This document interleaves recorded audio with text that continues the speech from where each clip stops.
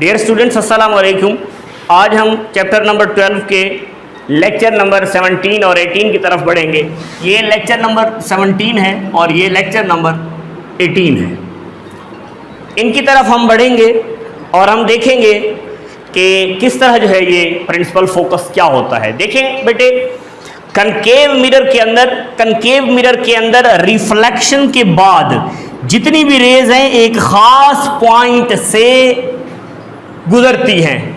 Reflection के बाद एक खास पॉइंट से गुजरती हैं। इस खास पॉइंट का नाम है प्रिंसिपल फोकस और इसको एफ से डिनोट करते हैं। ये यहां से रिफ्लेक्ट होकर यहां से गुजरेगी, एक ही पॉइंट से सारी रेज गुजरती हैं। कनकेव मिरर से रिफ्लेक्शन के बाद एक पॉइंट से गुजरती हैं जिसे हम कहते हैं प्रिंसिपल फोकस। तो यही चीज लिखी हुई है, after reflection from a concave mirror rays of light parallel to principal axis converge at a point. एक ही पॉइंट के ऊपर कन्वर्ज हो जाती है, इकट्ठी हो जाती हैं। This point is called principal focus और इसको कैपिटल एफ से डिनोट किया जाता है। उसके बाद है जी फोकल लेंथ।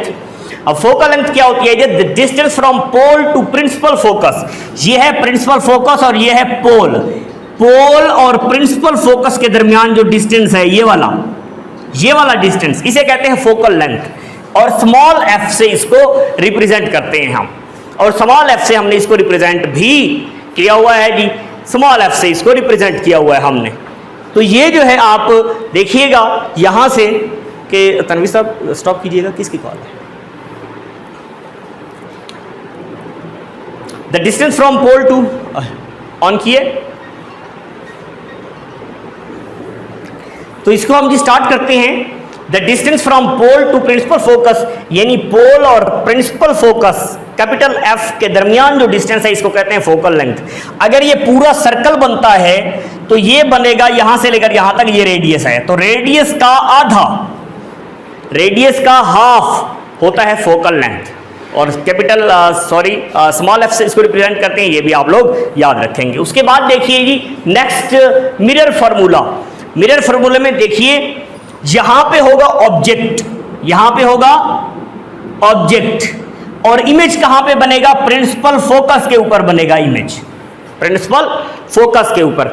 अब ऑब्जेक्ट का मिरर से डिस्टेंस, ऑब्जेक्ट का मिरर से डिस्टेंस P से रिप्रेजेंट किया जाता है। किससे? P से रिप्रेजेंट किया जाता है। इमेज का मिरर से डिस्टेंस Q रिप्रेजेंट किया जाता है, Q से। और फोकल लेंथ जो है वो तो आपके सामने ही है।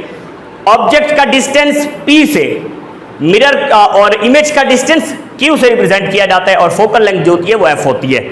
तो इन तीनों का जो रिलेशन है आपस में उसे कहते हैं मिरर फार्मूला। तो यहां पे देखिएगा जी, the relationship between object distance P, image distance Q and focal length of the mirror F is called mirror formula. Mirror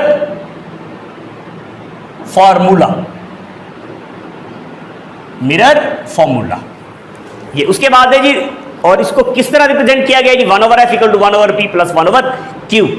focal length है और p ऑब्जेक्ट का डिस्टेंस है मिरर से, और q जो है वो इमेज का डिस्टेंस है मिरर से। तो इनको रिप्रेजेंट करने के लिए ये इक्वेशन बनाई गई है, ये फार्मूला है। उसके बाद है जी refraction of light.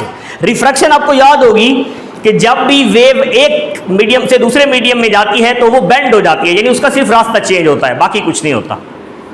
The process of bending of light as it passes from air into glass. Air एक और मीडियम है और ग्लास एक और मीडियम है। एयर से ग्लास में जाए या ग्लास से एयर में जाए और वाइस वर्सा, इसीलिए लिखा हुआ है। तो ये अपने रास्ते से क्या हो जाती है? बेंड कर जाती है। यानी इसका मतलब ये है कि ये एक मीडियम है और ये दूसरा, ये एयर है और ये क्या है? ये मीडियम जो है ये शीशा है, या ये शीशा है और ये एयर है।